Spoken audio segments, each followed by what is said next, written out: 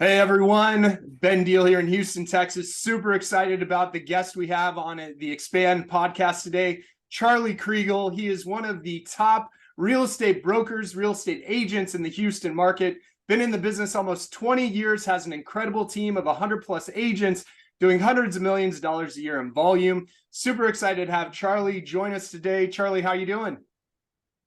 Doing wonderful. Thank you for having me. It's a pleasure. Yeah, absolutely. No, I'm super grateful for the opportunity to get to connect with you and to have you involved in our Expand event that's happening June 20th here in Houston.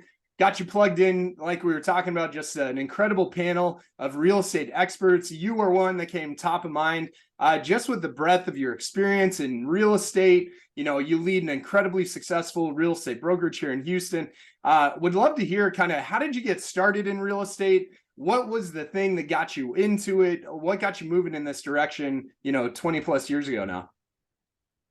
Yeah, thank you for letting me tell that story. But I was back playing college football, and my coach got me a job working on a construction crew on the weekends, fixing foundations, fixing roofs, and ended up buying my very first investment property for close to around $50,000 in college.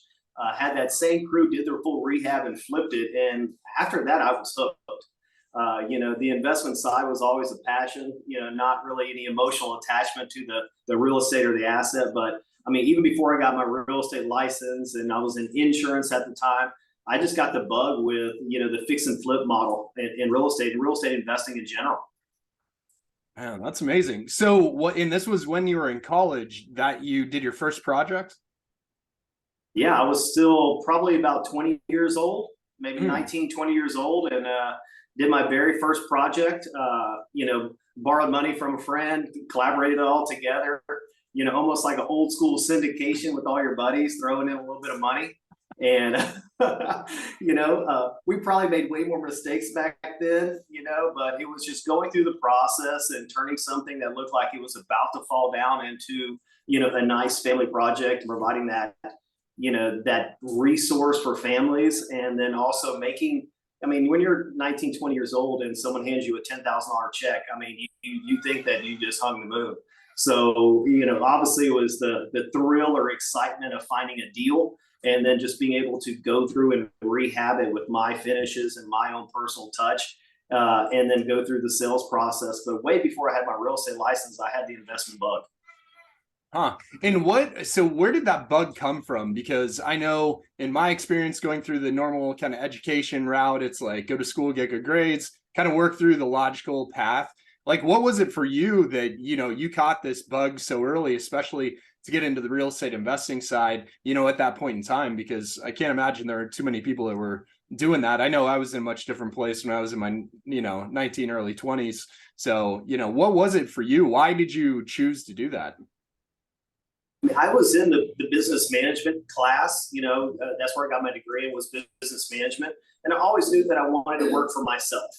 My father was an entrepreneur, worked for himself. I just really kind of had that mentality where I wanted to be my own boss, but I really didn't have a direction, even in college, on what that really looked like.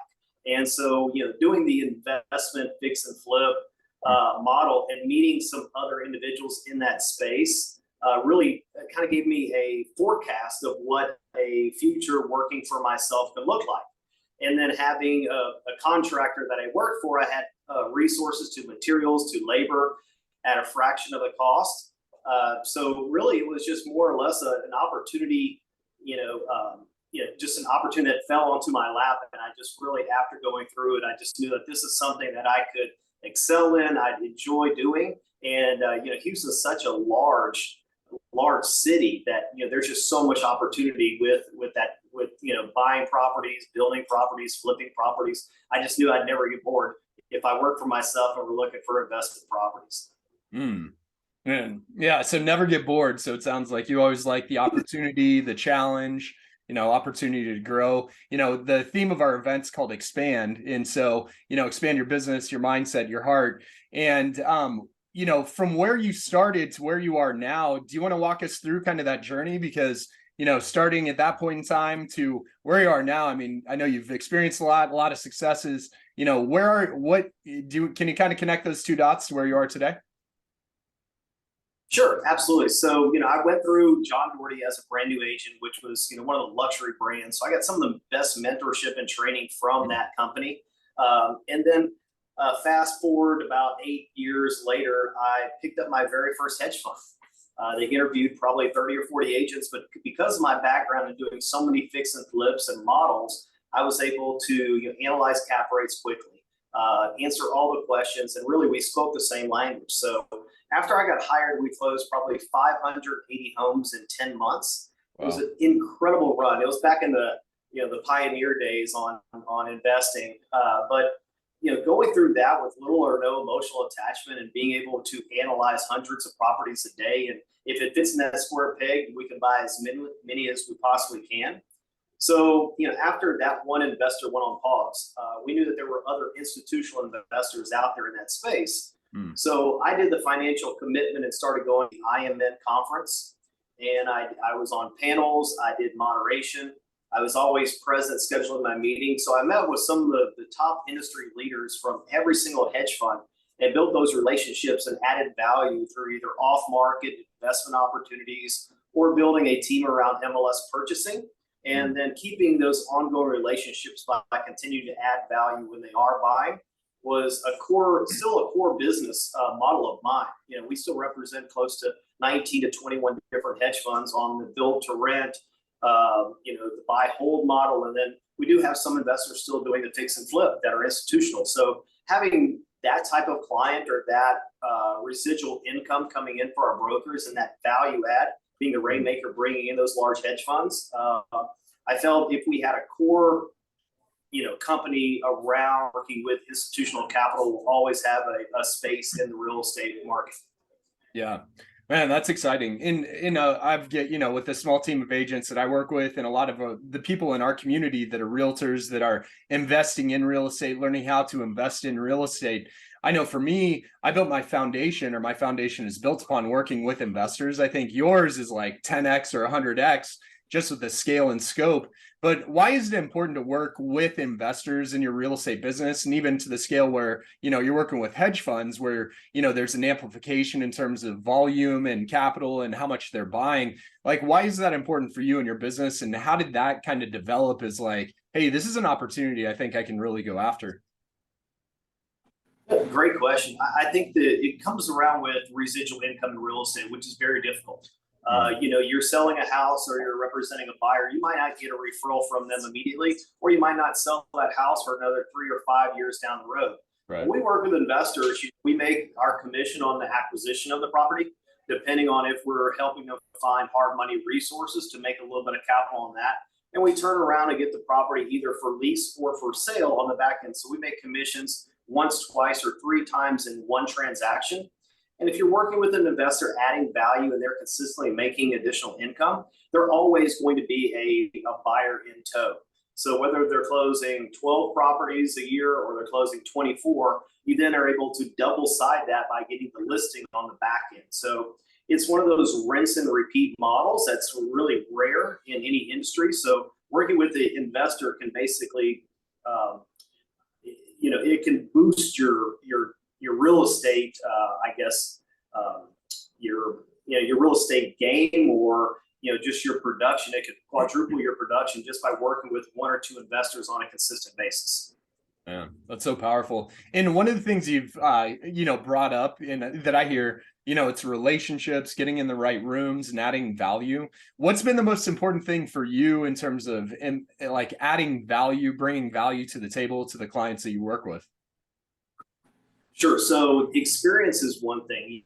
We've already built out models for the highest yielding, properties across the state of Texas. So it's always adding value through knowledge or experience, and then also being able to find those off-market, needle in a haystack properties for our investors. So, making sure that we're downloading enough data for distressed assets for our team to be able to make those phone calls, build those relationships, go on those appointments. So I'm a data junkie. So we're downloading distressed assets, at least once a month, maybe 2 times a month, getting close to 2,000, 3,000 distressed leads. So that can feed my team that's working directly with investors that need those off-market opportunities. Yeah. Yeah, no, that's amazing. And I think that's one of the things too. A lot of people don't realize about real estate.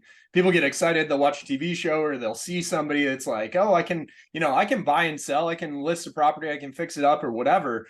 It looks very simple. They make it seem very easy. Yet the reality is, one, the process can be daunting, and then really it's a numbers game from the real estate perspective. So when you talk about, working the numbers, the data to find the needle in the haystack, especially when you're looking at those distressed assets, it's like you just have to, it's a volume number, it's an activity game, right?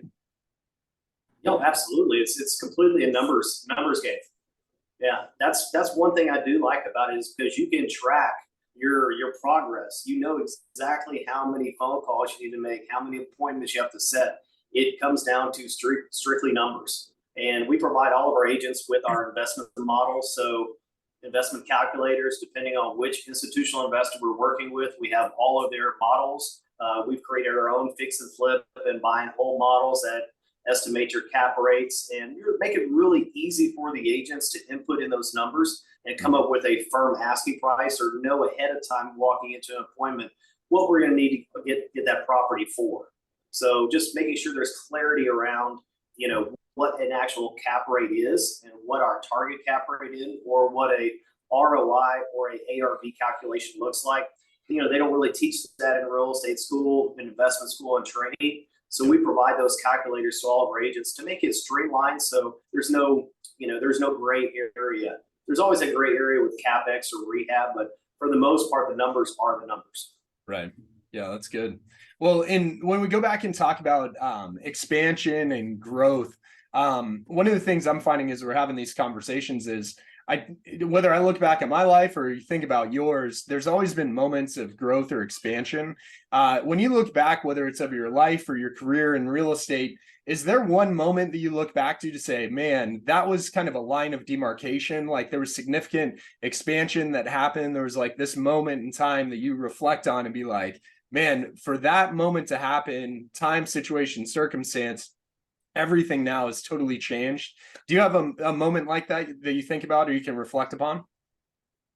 Yeah, absolutely. I mean, starting out, it's kind of, especially when you open a brokerage, it's, you have to figure out a lot of things. You have to try new things and make changes pretty quickly. And so for us, we built our brokerage really quickly, and we'd get to 100 agents, and we didn't have as good agent retention. And so we went back, we figured out what are the core resources that our agents actually have to have, and what can we consistently put money into that are going to get our biggest results. So, our CRM system with the automations, the follow-up, and then also working with our investors, creating a central database for all of our agents to be able to go into, to be able to utilize as a company. And then for me to be able to track every single agent's daily activities and making sure that we keep them on track. And then outsourcing a lot of the resources through virtual assistants and making that streamlined and keeping the overhead costs really low so our agents can benefit from those savings. Mm-hmm. But I think if you don't have an aggressive CRM system or a platform for your agents right now, with the way technology is going with ChatGPT and some of the other CRMs, that's really the first key step is finding a program that's going to be utilized by all your agents. Doesn't matter how great the technology is, if they don't understand it, they're not going to use it. So finding a system that we all could use and it was beneficial to everyone, no matter which direction they wanted to go after, luxury, investments, traditional real estate, buyers, sellers, it's all in one central location. That really helped kind of game plan and strategically meet with all the agents to make sure that they're meeting their goals, and provides them unlimited leads at any given time. Yeah. Yeah, that's so good. Yeah. And what I hear, it's just the access to resources, the tool, the system, kind of the framework. So when you started your brokerage, was that kind of that moment you felt like, why was that? Why did you feel like there was that moment of growth that you were like, hey, this is something that I want to do. I'm choosing to do, branch out from where you were to start, down a new path. Like, what was kind of that moment that like gave you that push or that nudge to, step out and step into kind of where you are now? Yeah, great question. I mean, it was the simple fact of having to reach out to sellers, distressed sellers, and how can we reach out to them quickly, and how can we have a follow-up system? Because running through an Excel spreadsheet or handwritten notes, 10, 11, 12 years ago, there was really no organizational platform for everybody. There was just one of those things. So making sure that we had that initial core foundation really made the light switch or the light bulb turn on. Because then there was no overlap, there was organization. Our teams could work together where they're investors. We didn't have any overlap of phone calls, overlap on conversions. It was just a really easy, simplified way for us to put all of our leads and data into one location that we all could see at one time. Yeah, that's great. So in terms of where you are now, like what do you have set up as kind of the next step? Where's your next growth cycle you feel is going to happen for you and your real estate business? Like, what is that next level of growth or expansion for you? Great question. So I really think that our build to rent is going to be the fastest growing segments of real estate over the next 2 or 3 years. Mm-hmm. And so us working with master plan developers, builders, being able to take a project from raw land, soup to nuts, and get it fully entitled, and then find a CO buyer for our institutional investors. All of our institutional guys that are doing single, one-off SFR purchasing are all have a different division for build to rent. So being able to sell, 1,000 properties a year in 4 or 5 contracts, that really is going to move the needle and provide more opportunities for our agents, to work with local investors, to be able to raise capital for projects.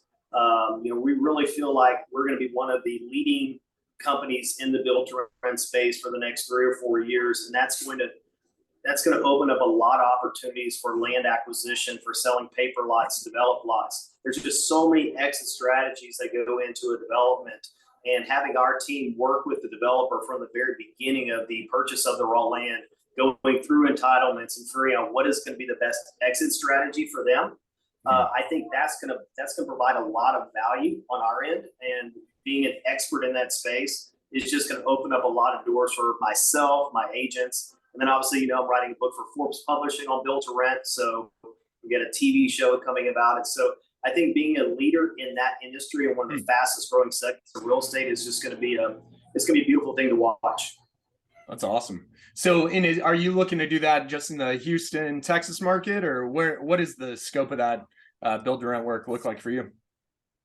Sure. So most of our development projects are in the greater Houston and DFW. We're also in San Antonio and outside of Austin. By the Tesla plant, by Bastrop and New Braunfels. All of those areas are going to be top target markets. But we also facilitate the Sunbelt states. So the Carolinas, Arizona, Tennessee, Atlanta are all some markets that we partnered up with other brokerages there. And we are providing, land and development opportunities for our builder and clients in those markets as well. That's exciting. Yeah.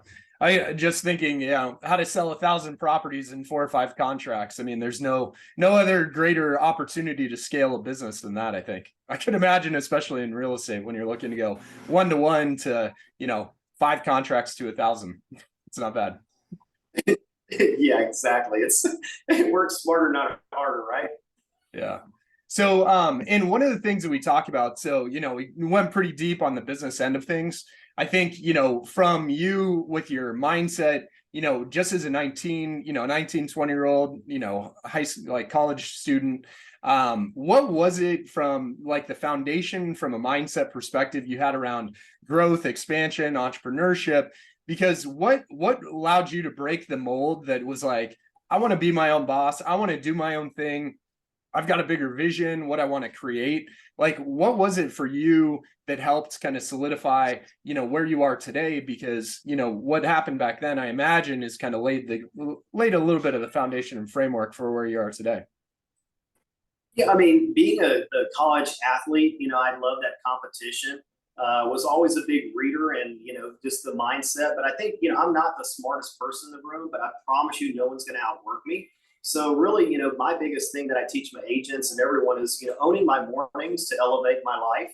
I'm up at 5 o'clock every morning. I probably get more work done, by noon than 95% of the other agents. So really the biggest thing that I teach and kind of tell my agents, the biggest thing to move the needle is own your mornings. If you're waking up at 5 o'clock and you're getting your meditation and you're getting your workout in and you're preparing yourself for the day, you don't have to have all of the experience. You just have to make sure you work a lot harder than the rest of the people out there, and good things will happen. Put yourself in the right places. You'll start getting luckier. It's just those things are naturally come when you wake up earlier and you take care of the moving the big rocks and doing your lead generation and controlling your day essentially.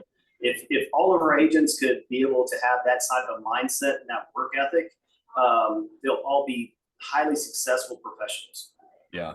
So, and what was it for you? Because it's one thing to say that, and I'm a huge fan of like early morning workouts, doing all that, whether people are doing 75 hard or whatever, it's like, whatever the framework is, there's plenty of mechanisms, but what is the like motivation and drive for you that, because, getting up at 4 in the morning is never fun.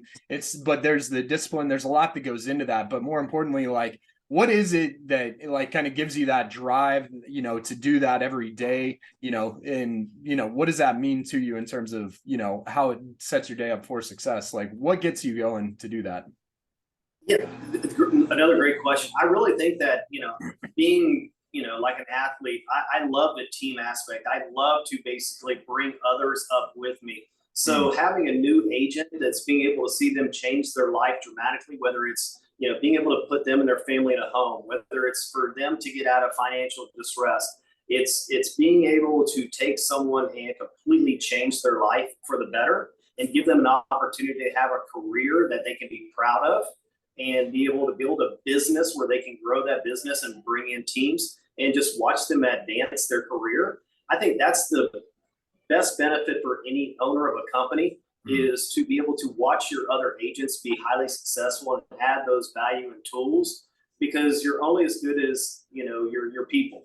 And that's why we're a smaller boutique brokerage. And I really keep that it at that size, so we all have the same mindset and we don't have any bad apples. It's a lot of people are here to work, but seeing the agents produce and seeing them grow in their relationships and their faith and what kind of steward they are in the community, I think that's probably the biggest driving force for me owning a company and continue to own a company and grow, is to see the others around you rise up and perform and improve their lives.